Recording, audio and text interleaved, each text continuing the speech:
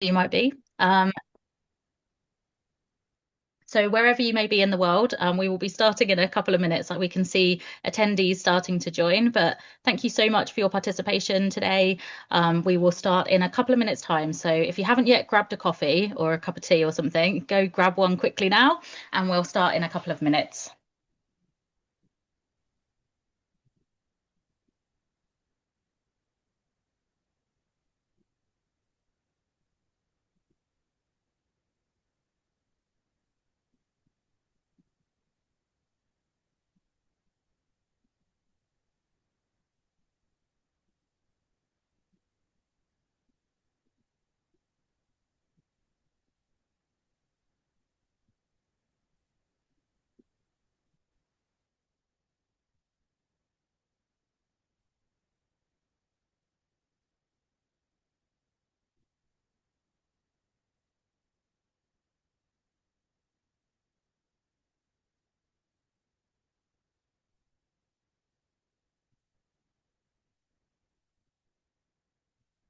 We can see the attendee numbers ticking up slightly, so we will start in just about 30 seconds. So I'll just give another 30 seconds for people to join.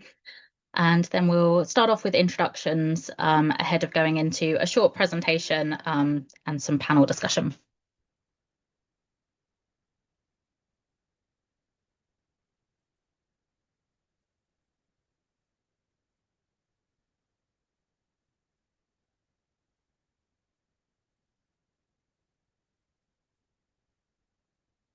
Okay.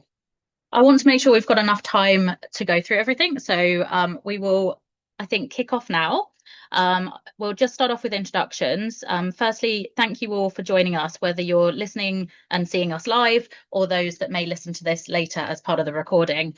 We're here to talk about US mobility, and we've got a great panel for you today. So I hope you really enjoy the session. We would really love this to be an interactive session. So if you've got any questions, please make sure to put them in the chat. I will be emceeing today, so I will be looking in that chat and looking for any of the questions that you might be posting. So please feel free. Any sort of questions, just pop them in the chat and one of the panelists will be able to answer. So I think without further ado, I will start off with introductions and then we will go into the presentation. So I'll start off as I'm talking. So my name's Kate Barnes. I'm the Executive Director for Acumen. I'm based in the UK, and my role is really to help universities across UK, Europe, and North America to internationalise, and that is in many different forms.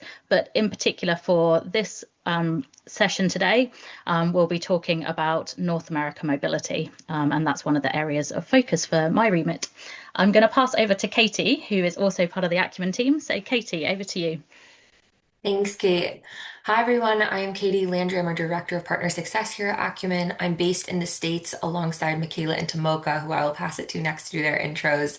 And I manage our in-country representation team based here in the US, representing universities from around the world in their student recruitment efforts from either the States or partnership efforts across the US as well. Michaela, I'll pass it over to you. Thank you, Katie. Hi, everyone. My name is Michaela Ledke. I'm the Regional Manager of North America for Maynooth University, which is located about 30 minutes outside Dublin, Ireland. And I focus on brand and recruitment strategy in North America. Hi everyone, my name is Tomoka Mono. I'm the International Student Recruiter and Advisor for the University of British Columbia.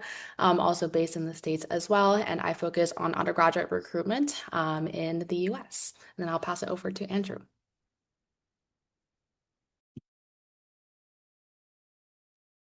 Hi, I'm Andrew Parker. I'm a senior partner in the business with Matt and Voyage, and I look after our strategic accounts and partnerships.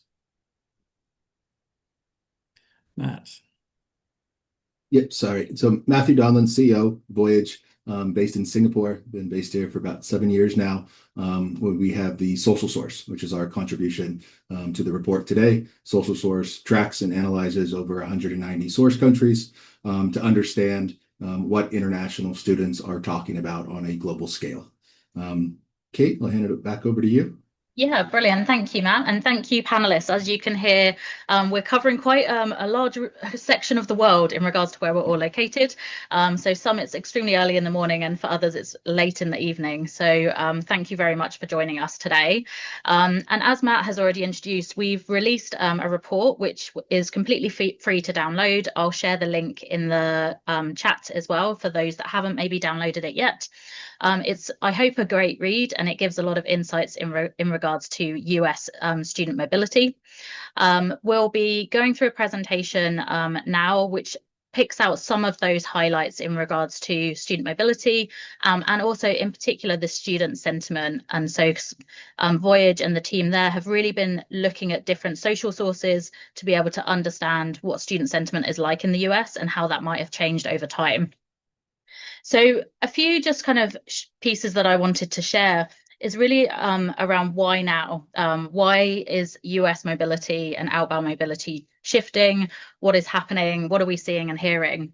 The US outbound student market, we really feel is strengthening for international universities who are wanting to engage there.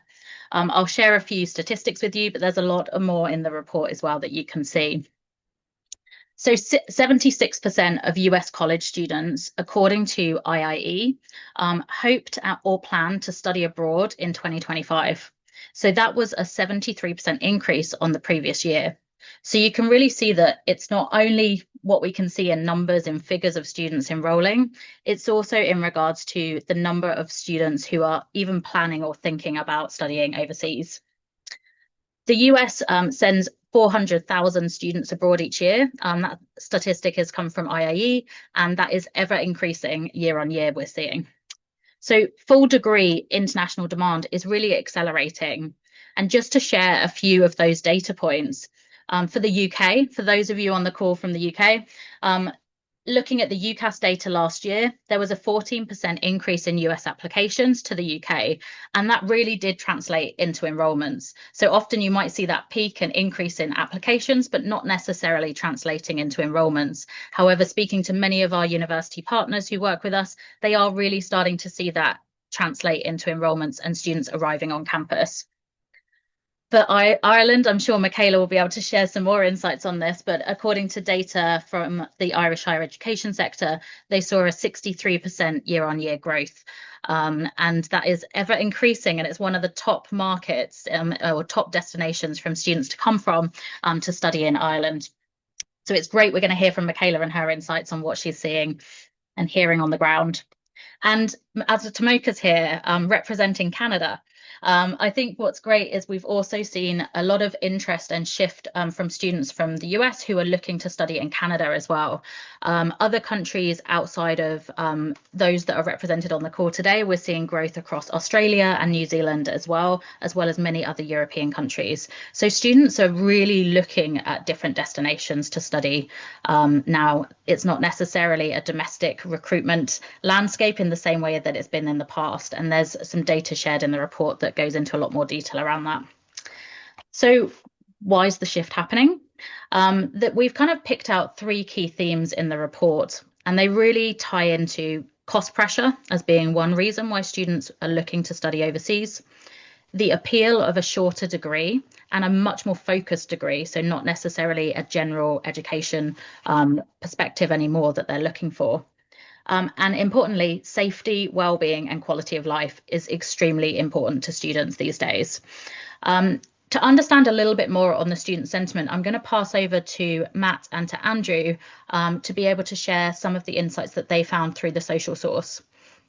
And just a reminder, we'll share this QR link at the end so that you can also download the report. Okay, Matt, over to you.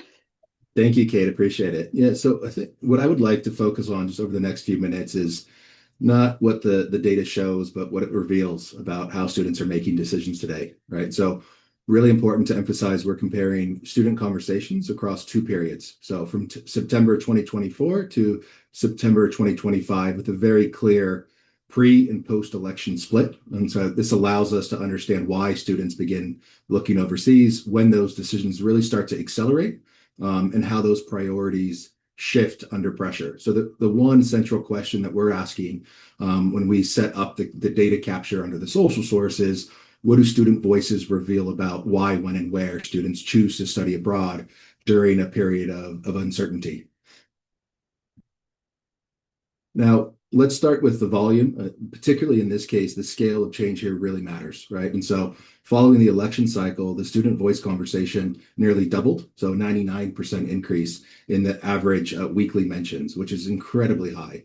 But what's even more eye-opening in this case is the reach, right? So the average weekly reach expands from just around 40,000 to more than 500,000, right? And so what that tells us is these conversations aren't just happening more often, more frequently, they're spreading further, faster, and with much greater urgency. Now, across various data points and reports that we've done in the past with the social source, this is one of the biggest spikes that we've come across to date. So before the election, students were asking very practical questions, right, about cost, credit transfer, cultural fit. After the election, those conversations fundamentally changes, right? So students are asking, where should I study? They're asking, how do I leave, right? So this is what accelerated decision-making looks like when the students start to perceive instability, right? And again, we've seen very similar patterns emerge in other regions during similar moments of volatility and or disruption. Let's see. So volume alone doesn't tell the full story, particularly in the extent of the data that we can capture with the social source, right? So what matters just as much is how students are actually feeling behind it, right? So post-election, the overall sentiment becomes more negative, but more importantly, it becomes more emotional, right? So the sadness remains the dominant emotion, but the nature of that sadness drastically changes. And so before the election, sadness reflects personal uncertainty, right? So around affordability, career prospects, education pathways. After the election, this sadness becomes systemic, right? So concerns about safety, academic freedom, whether the future feels predictable. And it's also worth noting that the fear rises quite sharply, right, to just over 20%, and very future-oriented fear, right? So the fear of staying, the fear of missing the window to leave. So really important here, the emotion isn't just noise, not just numbers and metrics that we're capturing. It's an important early signal. Now, when we're looking at historically, outbound student mobility is driven by cost, rankings, prestige. That's not what we're seeing here, particularly looking at post-election, right? And so students openly are talking about institutional volatility, a lack of confidence in long-term stability. Now, cost still matters, but it's now weighted alongside the quality of life, healthcare, public transport, well-being. So what's especially striking in this case is how early this thinking begins. And so what we started to see and pick up on more and more is how early high school students were already talking and planning exits, right? And that was quite alarming from our side in terms of the data that we were capturing. Now, once students decide to start looking outward, the next question isn't necessarily where is best, it's where feels stable, right? So when we look at destination markets, Europe clearly dominates the conversation. But what's important here is how Europe appears, right? So most students don't talk about Europe as a specific country decision. They talk about it much more broadly, right? So Europe as an idea.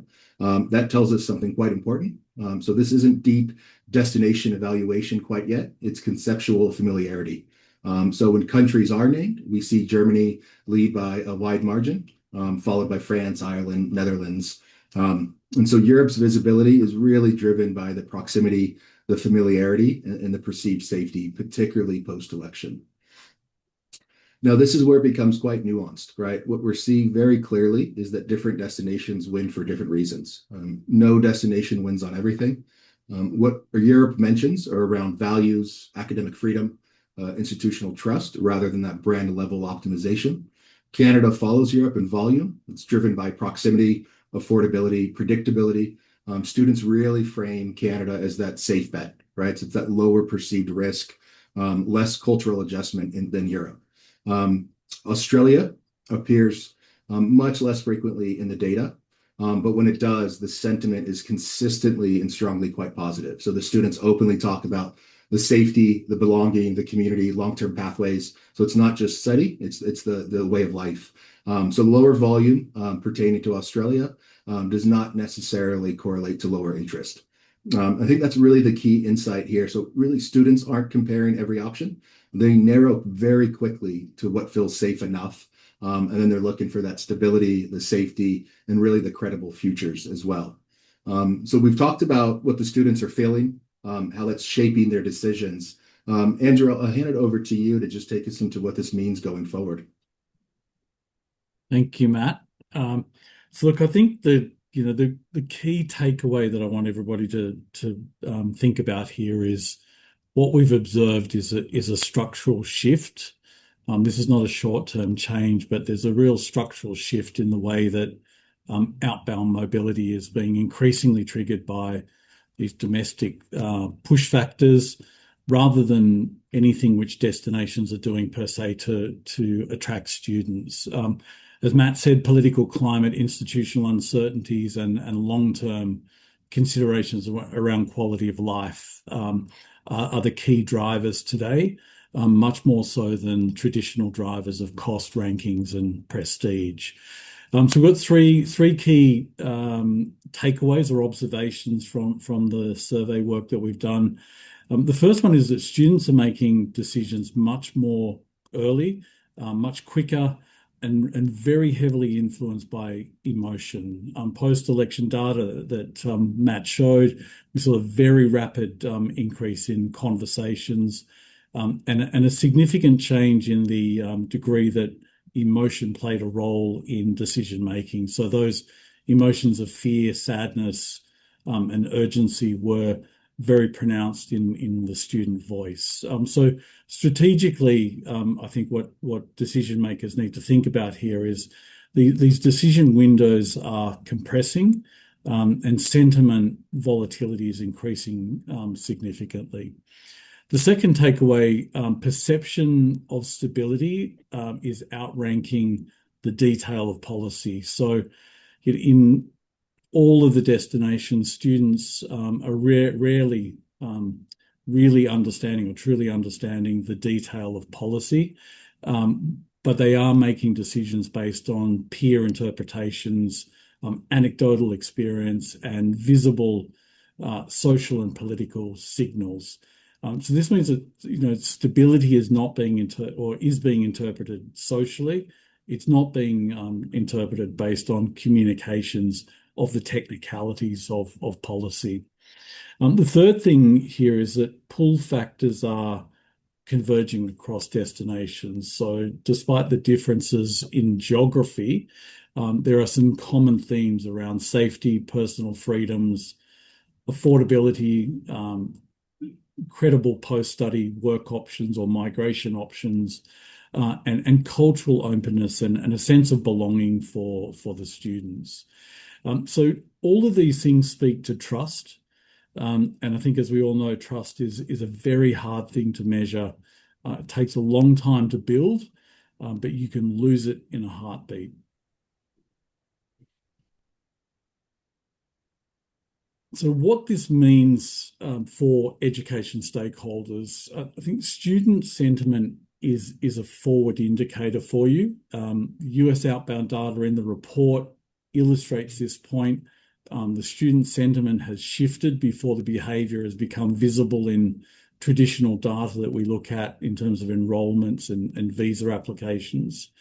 And changes in the conversation volume, tone, and emotional intensity has really preceded those concrete decisions around study planning, early exit strategies, and prioritization of the destinations that were once considered perhaps secondary places to think about studying. So by the time enrolment and visa data comes, the students have already long decided what they're going to do. Now, the US is not unique in this, but I think it is perhaps an early indicator of what is coming for student mobility more broadly around the world. Political uncertainty, institutional volatility, and the quality of life concerns have acted as accelerants for US students, but the underlying pattern here is quite structural, as I said before. Students are interpreting these broader social and political signals. Sentiment is hardening quicker, and peer discussion is shaping perceptions. And the US, the changes that Matt described at the beginning of the US changes is really illustrating that point and how confidence can pivot rapidly.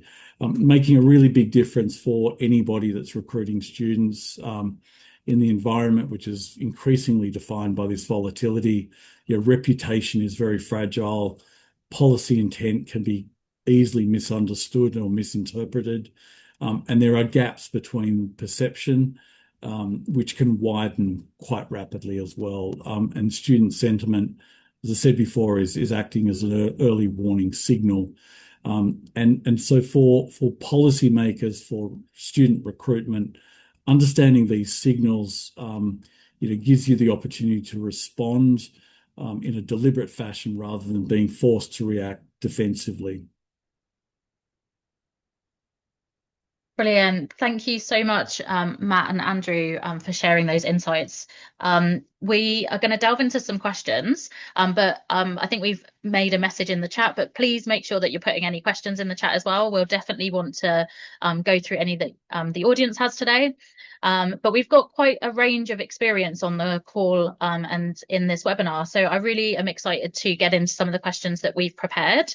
And hopefully you'll pop in some in the chat, and then we can also take some from the audience as well. I think we'll cover in the report, it goes into a lot more detail around all of these areas that we've spoken about. But I think one of the things that I'm really excited to hear from is Michaela and Tomoka on kind of what is happening on the ground, what they're seeing and hearing as they meet with students on a daily basis, and parents as well. But Katie, she manages a large team representing many different universities across different locations. So I think the first question is coming to you, Katie. So as you manage a team that represents so many different countries, what are the trends that you're seeing that maybe are similar across all? Thank you. Yeah, I think I'll go back to something Andrew's just shared, and I think it's really important to highlight is that we're seeing a lot of the pull factors converge across regions. So Andrew's just highlighted safety and personal freedom, affordability, the credible post-study work and immigration options, and that cultural openness. I would say the first and the last, so the safety and then that cultural openness, we're really seeing push students beyond just applying and actually enrolling. So across all of our partnerships and across other universities where we know that they have in-country representation, we've seen not only an increase in applications from the US this year, but now that we've gone through that first fall 2025 intake, in most cases, we also saw an increase in enrollment out of the US across full degree options. And I think a really interesting thing to note there is even for countries that struggled with their study abroad numbers this year, they still saw an increase in full degree enrollments, which historically tended to be the challenge that most partners and most universities would talk about, is it was easier to find study abroad, harder to pull students over for those full degree opportunities. And we're seeing across the board, students are very interested in long-term opportunities to leave the US, study for degrees, and potentially look into longer-term options to stay out of the States at the moment. So we're seeing that, I would say, across all of the different countries that team is representing. I know Michaela and Tomoko will talk about this a lot more as they talk about their roles and what they're doing on the ground. But the other thing we're seeing is that US applicants are requiring a lot more support right now. So in a survey that was shared with high school juniors last spring, filling out a college application has jumped to second in terms of stress over the college admissions process. That was previously not a ranked concern by college or by high school students. So we're seeing that the search process for universities is becoming more stressful, and even understanding how to apply is becoming stressful, which I know Michaela and Tomoko will expand on how they help students through that process. But across the board, we're seeing that universities are really needing to provide more handholding. And because domestic universities are able to provide such a high level of care and concern for applicants, international universities are up against a lot when comparing themselves to domestic universities in terms of how they can provide that kind of care and concern for students throughout the entire admissions and application process.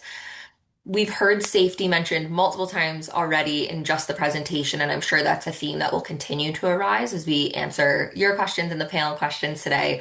But the other kind of piece of that is also the concerns around affordability. So what we're also seeing change across most of our partnerships right now is reevaluating their current scholarship availability, but also reevaluating their communication plans around the finances and funding they have available for students. So even if these options exist, they're really diving turning into how can they better communicate these to US students, because we are seeing this continue to be a concern, especially following the changes to our federal aid across the US, especially in the graduate loan space, which will be going into effect this summer of 2026. So we're seeing these conversations become prevalent, like Andrew referenced, across all of those regions rather than across specific geographic regions at this point.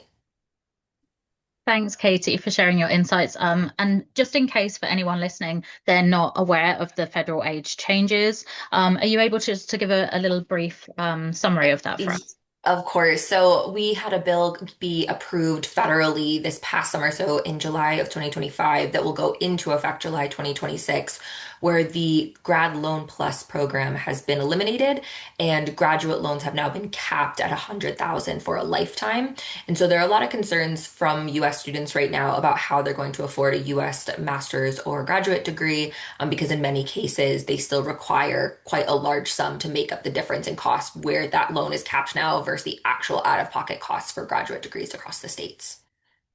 Wonderful. Thanks, Katie. My next question is for the Voyage team, so Andrew and Matt. Could you elaborate on the thematic shift you referenced in the news coverage? And considering this shift, has the online news coverage remained consistent since September 2025, or are you seeing any changes more recently? Yeah, Katie, it's a really good question. So we've started to do, and what we typically do in these type of scenarios is when if it's a direct comparison, we'll It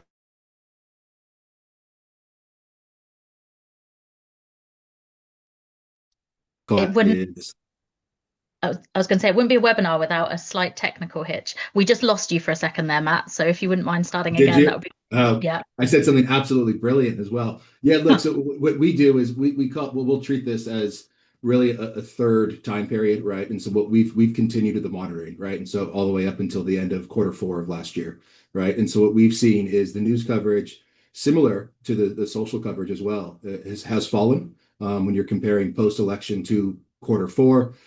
However, the thematic distribution has remained constant. So between the reported post-election period and in Q4, a really good example of this is the proportion of political climate related posts holding very steady at around 40%, right? So pre-election, putting this in context, pre-election, the theme occupied less than 20% of the total news mentions, right? So that's doubled post-election, and then it's remained at that level as well. So while the conversation has died down a little bit in volume, the impact the election has had on the themes and discourse about outbound study behavior is quite clear and steady.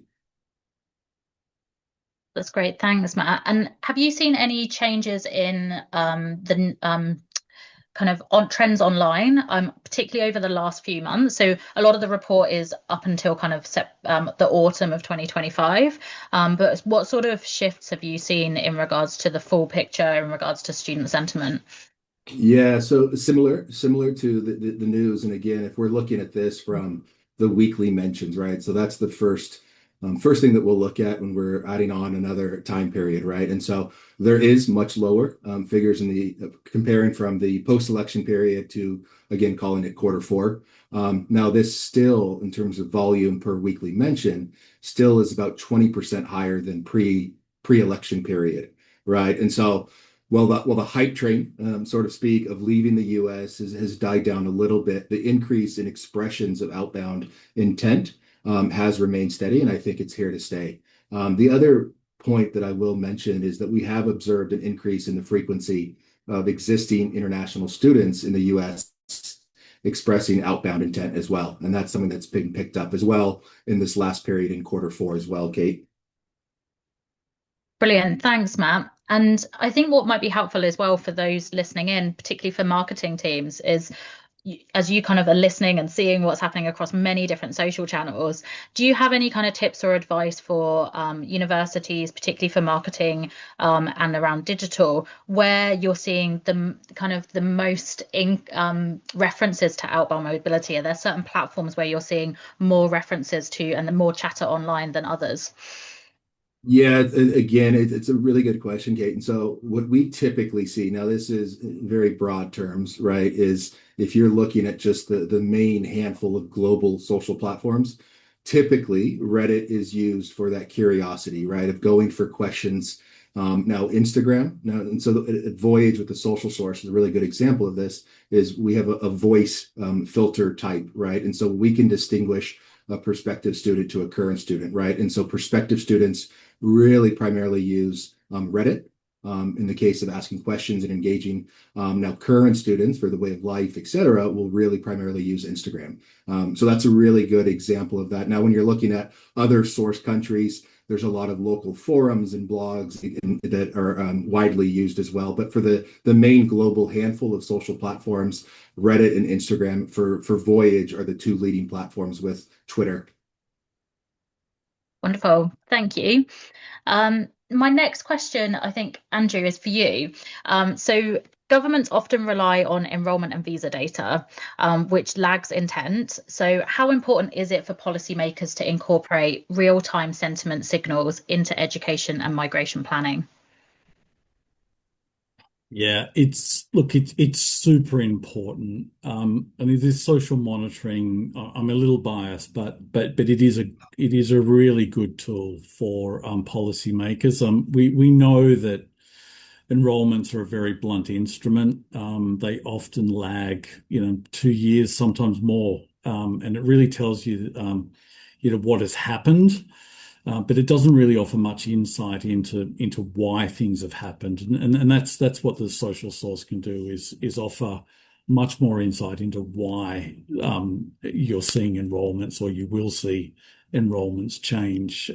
So insights like this work on US student sentiment can really help shape strategy. Few people actually in Australia are thinking about the US and students. I just took a look at the student numbers before, and we're about 8,000 students from the US. Now, to put that into context, China is around about 190,000 students.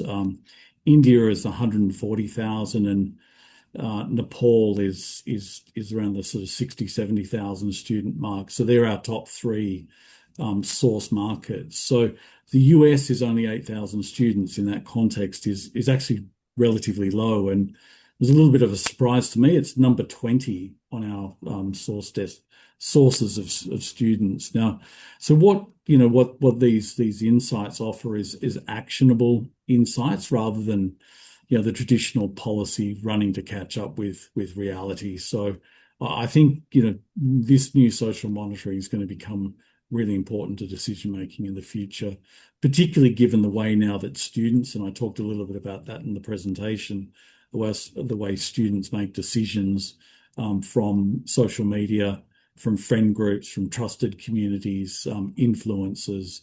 This is how the kids today are making their decisions. And as policymakers, as recruiters, we need to be keeping pace with that decision making.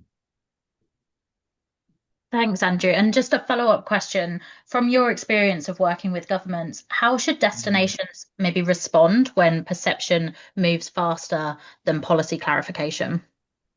Yeah, we've seen this a lot. Sometimes it's really hard to know where these perceptions come from, but it's real. And as the work that we've done for this report has shown, you really have to respond to those changes, or you risk serious consequences to your business models.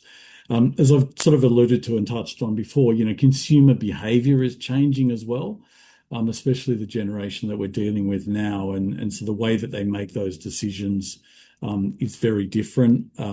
Word spreads extremely quickly on these social media platforms, and again, we've seen that in the work that we've done here, and in fact, it can be factual, and sometimes it's not factual, often driven by emotion as well. So government intent and the perception can evolve quite rapidly, and government really does need to be alive to those shifts and those changes. Of course, it's always possible that governments have got policy wrong too, and so that kind of data that we're gathering here, can help people make adjustments where that's necessary. And I would say, certainly in Australia, and this is probably true in other countries as well, politicians often don't have in their minds how an international student or an international audience might receive their messages when they're speaking. They're often being delivered for the benefit of domestic audiences. And so, the social source can help alert study promotion agencies, to these kinds of disconnects in real time with hard data that can be used to formulate responses in real time rather than waiting, as I said before, for that enrollment data that comes along and tells you what's happened, but not why it happened. Brilliant. Thank you. I'm just going to shoot some questions at Michaela and Tomoka, I think now, so that we can hear a little bit from their experience on the ground as well. And then I can see some questions coming in on the chat. Keep them coming. We will make sure that we have time to cover them. So keep them coming in. In the meantime, I will just ask a couple of questions to Michaela and Tomoka before we go to the audience ones. So one of the things that I think you've mentioned already, Katie, which was around the stress of applying. And you mentioned, hopefully Michaela and Tomoka could share some of their insights. So you mentioned that high school juniors have reported, I think I've got a statistic here that in the spring of 2025, 44% of high school juniors reported that the application process is a major source of stress. So these students are now high school seniors going through that application process. So how do you, as in-country representatives, help guide students and remove some of those barriers that they might have from both the student perspective as well as the family's perspective? So Michaela, Tomoka, I don't know which one of you wants to go first, but over to you. Sure, I'm happy to kick us off. Yeah, so Tomoka and I are on the grounds. We're speaking with students, families, counselors. So we, of course, know about the stress the application brings. So what a lot of universities, especially in Ireland, that I could speak to, have done is almost mirror how the US application system looks for higher education, because a lot of families are already familiar with that. So if they're already familiar with the US process, why not follow that, because that'll make your application stronger. And that's not only in the systems, but also the materials that we're requesting.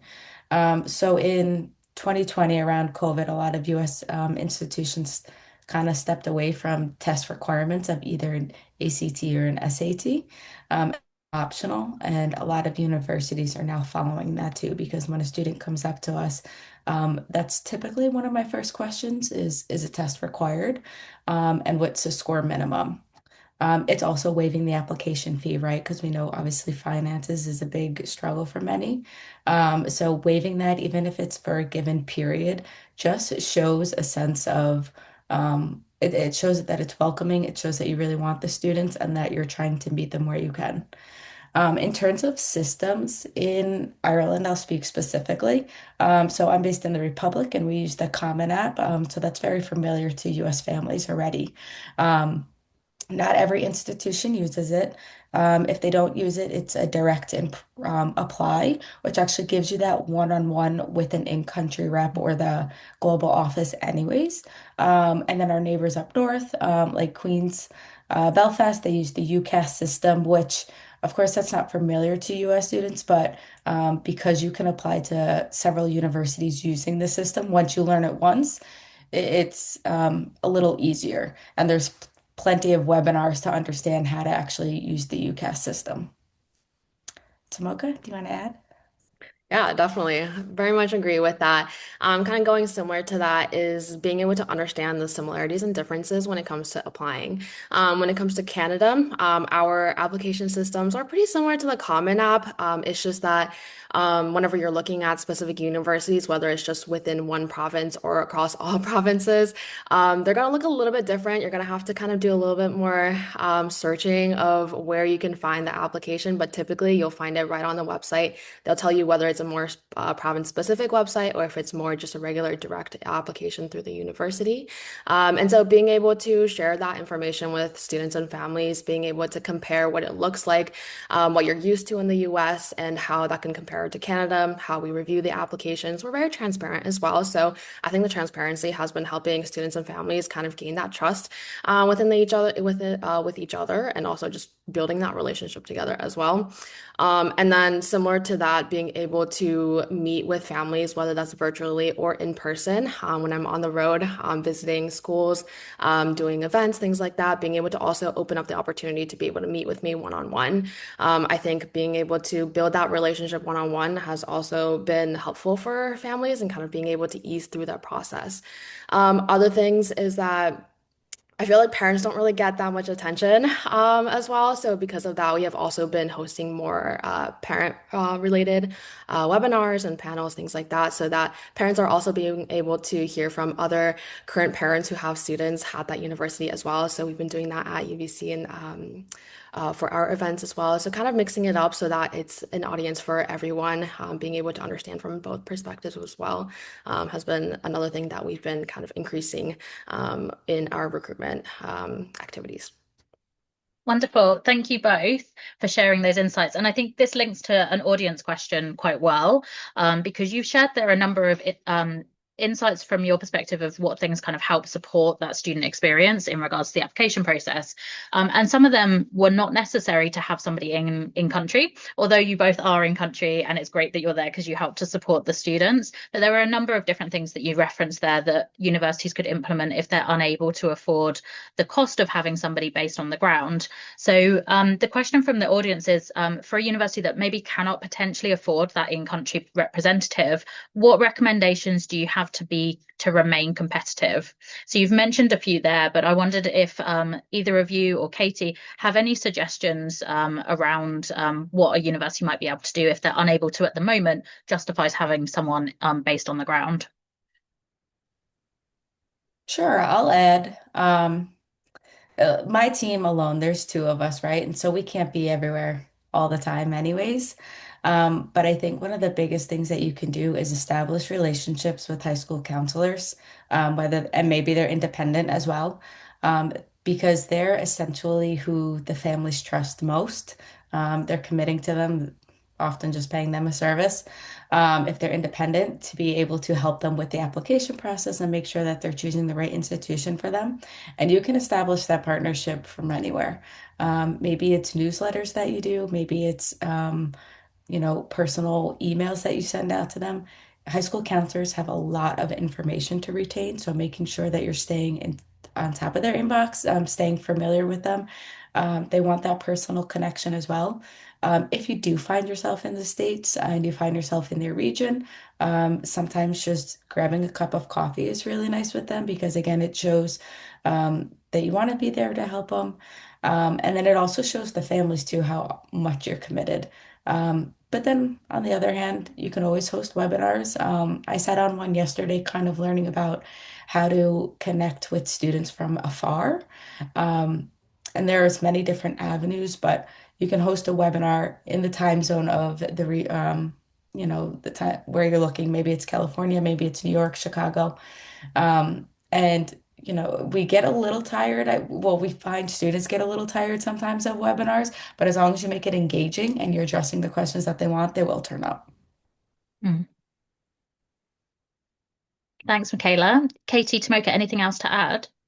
Yeah, I would just add, I think one of the huge benefits of having Tomoka and Michaela in country is that they hear what students are saying and they understand kind of the sentiment on the ground.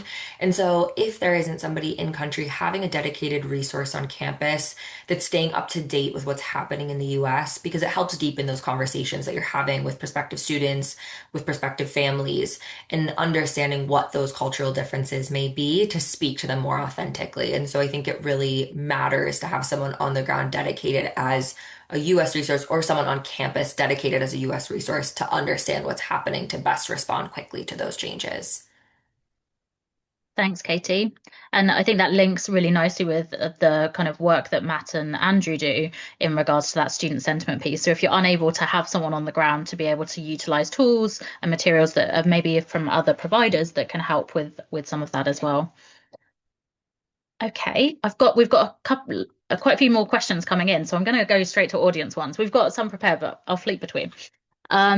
One question is around, does the data indicate some types of short courses or degrees US students and parents are more interested in than others? So it'd be great. I think, first of all, Michaela and Tomoka, I'll come to you to see if you're seeing a kind of increase in subject areas or different subject areas that maybe you thought you might receive applications from, or a change over the last few years. And then I might, Matt and Andrew, go to you to see if there's anything you're seeing on the social sources around mentions around different subject areas. But yeah, anyone chip in. I've put you on the spot. I can start first. Thanks, Kate. Okay. I'll say when it comes to courses and programs and degrees, definitely the most popular questions that students and families ask is definitely computer science, engineering. I think those are more of the popular programs that they're looking to learn more about. Definitely still the arts as well, the humanities areas. So very much like kind of across the board, but definitely I would say computer science and engineering are the most common questions, especially because like as the audience mentioned about like AI and everything, they're also curious to learn more about that, data science as well. So I would say those are more of the popular questions and curiosities within those programs. Thanks, Tomoka. Anybody else want to chip in here? They could also reflect, one of the questions that always comes in too is they want statistics on employability amongst graduates. So speaking to the areas that Tomoka said, I'd agree with that. But the follow-up question is always, okay, so what kind of experiential learning can I get from if I study this major or go with this program? Um, yeah. Yeah, brilliant. That return of investment and kind of, yeah, getting into the workplace is so important. Matt, Andrew, any sort of shifts in student sentiment around any subject areas that you're kind of seeing online that you feel what you able to share? Yeah, Kate. So for us, particularly for this data set, I mean, in the context of U.S. outbound, we didn't drill down into the field of study and that. And the reason we didn't do that is we somewhat casted a wide net, right? So we wanted to build up the volume. So we didn't really monitor that in terms of to a great extent. Now, what we did and kind of touched on it in the presentation is yes, pre-election was really talking about those traditional factors, right, of cost, safety, pathways, employability, coming up time and time again. And then you're looking at the post-election, it just drastically was different. Now, when we did look at that kind of that quote unquote third time period, it has started to shift back a little bit more to resemble the pre-election traditional topics and themes as well. So that is worth noting.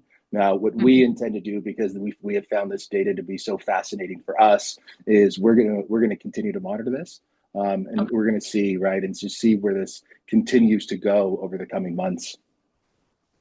Wonderful, Matt. I look forward to hearing the update of how it progresses. Another question Absolutely. Brill, thank you. Another question we've got from the audience, and Andrew, I'll come to you first for this question, but please, anybody else, feel free to answer. But which sort of countries or regions outside of the traditional ones are emerging as destinations, but also how do visa issues or immigration policies also shift the impact of US student mobility decisions? Yeah, very interesting question. So we've seen an increasing interest in countries like the United Arab Emirates, actually Republic of Ireland, Japan, Germany, France. It's actually quite a wide variety. Would you believe Kazakhstan has come up as well in that data? So it's actually quite a wide variety and perhaps to a lot of people a little bit surprising, but I think it just reflects the sort of current generation's curiosity of a broader interest in the world and places where they feel like they may be safer and perhaps more welcome as students. On the visa policies, look, this is a real challenge, I think, for most of us working in most markets. There's a real complex relationship between international students, immigration policies.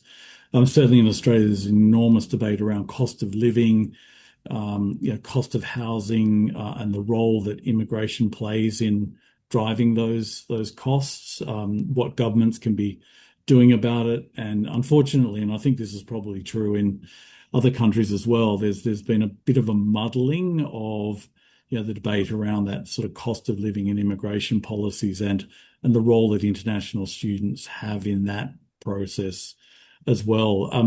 Lots of different countries have different immigration policies, of course, to varying degrees. But I think, what we are seeing with that student interest, what we haven't necessarily detected yet is changes in host government policies that would facilitate, that sort of broader intake of international students. And in fact, we know in, some countries like I mentioned Japan, for example, is a notoriously domestically orientated. They're very sensitive about immigration. So, while we haven't seen those changes yet, I would imagine they will come. Yeah, brilliant. Thank you, Andrew. Anything anyone else wants to add on that question at all before I move on to the next one? No? Okay, I'm going to move on to the next one. And Michaela, I'm putting you on the spot a little bit because you referenced this, but anyone feel free to come in. You were mentioning earlier around that kind of return of investment or that kind of linking into a career and that link between the subject. So there's been a question in the chat which is around, have you seen a shift in US students wanting to do maybe an internship or early career work placement outside of the US? Sure, that actually also kind of links a little bit to the visa I'll talk about. Well, I wouldn't necessarily say that there's a shift in the sense. Prior to working at Maynooth, I worked for the SUNY system for 8 years, so I've been in this field to know that students have always been looking for internships and experiential learning opportunities. Um, when it comes to employability questions, that also typically comes from parents. I think students aren't they're looking 4 years down the road or 3 years down the road, depending on their program, but they're not asking more the hard-hitting questions. They want to know during my time at college, do I have the opportunity to intern with, maybe it's a big media company, maybe it's a small company, nonprofit, whatever they may be interested in. But yes, and I could say from the Ireland perspective, at Maynooth, our programs for undergrad are either 3 or 4 years. Often when they're 4 years, it's because there's like a lab or a hands-on opportunity.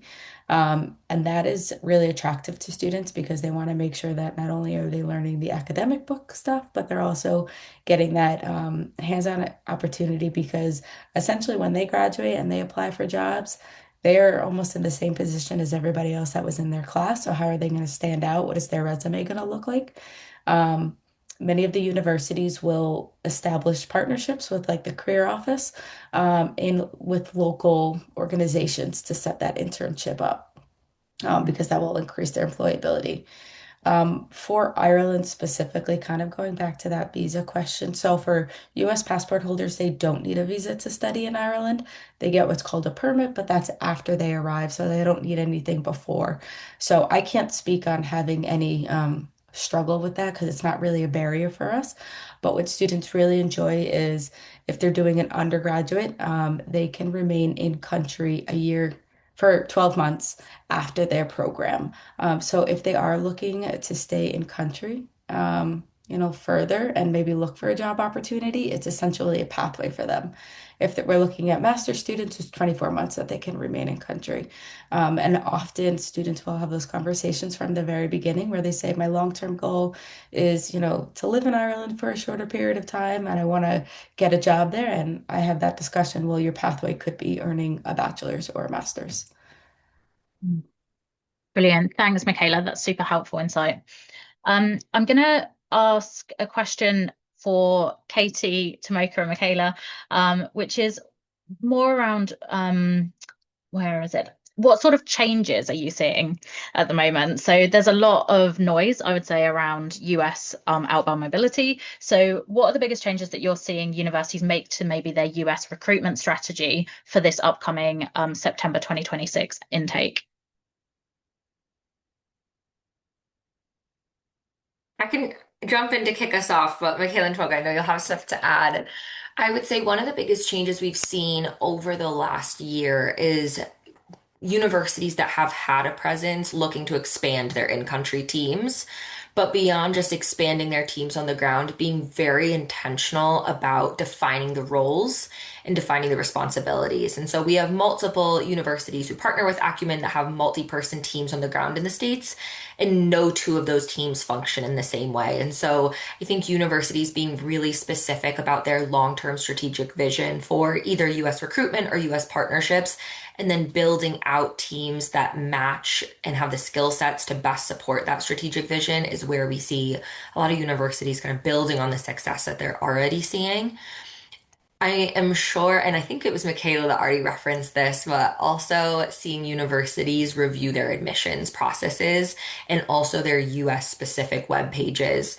Anytime we work with a new university partner, it's one of the first things we talk with them about is we need to see that they have pages dedicated to US applicants that really break down the differences between the US admissions process and the admissions process of whatever country they may be applying to, the university that they would be applying to. And this is something we've seen universities taking very seriously over the last year, partially in part to the fact that we're seeing increased interest from the states and they really want to capitalize on that, but also because there have been so many changes to US domestic expectations following COVID and the pandemic and how that's changed our own domestic admissions processes here. The last one I would touch on, and I know we've mentioned this a few times, is just articulating affordability.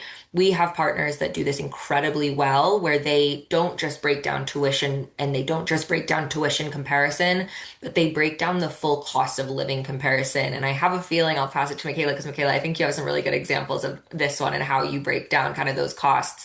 But universities that can articulate that clearly, I think help students wrap their heads around the cost that oftentimes they forget. So they may be looking tuition versus tuition, but remembering that like the grocery bill pays into this, transport bills pay into this. So understanding what those wraparound costs are, I think really helps students and families get a better sense of when they go all in on price, one degree versus the other.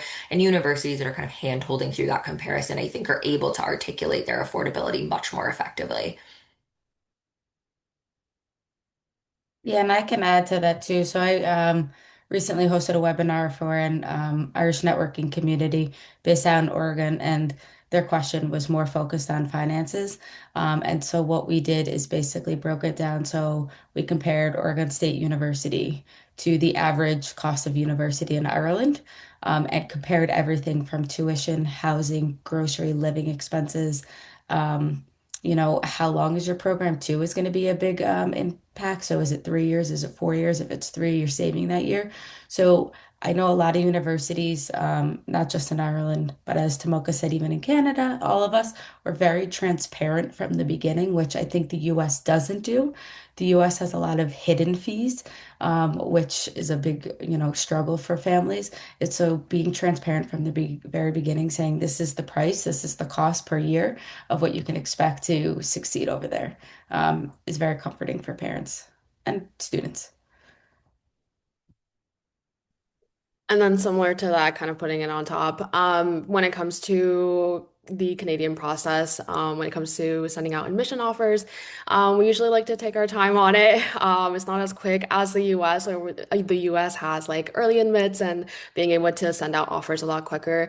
And so because of that, especially when it comes to UBC, we have been able to send out offers quicker. So that way students have a better understanding of how much they're going to have to pay, and also being able to kind of juggle their choices of where they receive their admission offer from as well. But then also because international students will also require a study permit for Canada, being able to have them submit their study permit a lot quicker so that they have a better understanding of when they'll receive it, the accuracy of that as well. So being able to kind of get that transparency out there and being able to hear back a lot quicker is something that we have also been increasing as well, but also even adding more events in the spring across the US, so that students have an understanding of like what their next steps are, what to be able to expect, what their student life is going to look like, and also even being able to figure out like when to buy plane tickets, being able to know when orientation is, things like that. So being able to kind of get a fuller picture before they want to decide on where they want to go and commit to is another event. that we have also added to our activities list. Thanks, Tomoko. Thank you all. We're just coming up to the hour, and I have to say that I forgot to share, but Tomoka's actually studying her master's at St Andrews. So she has this first-hand experience of actually picking a course overseas and studying overseas in that sense for her graduate degree. So we've got not only on-the-ground experience of working with students and parents, but also being a student herself. But I really am appreciative of everyone who has joined me on the panel today, especially with the early morning starts and the late evening for Andrew and for Matt. I hope you've found this really helpful and useful, and we've put the link to download the report so you can dig into more detail there. It's completely free to download, so feel free to go and have a read of that. But thank you all so much for being on the panel, but also for everyone who's joined us and put some great questions into the chat today. We could talk about this for hours, but unfortunately our time is up for today. But we will share this recording, so feel free to pass it on to any colleagues that may find it helpful. Thank you very much, everyone. And I think we will, without further ado, end the webinar for today. But thank you all. Goodbye.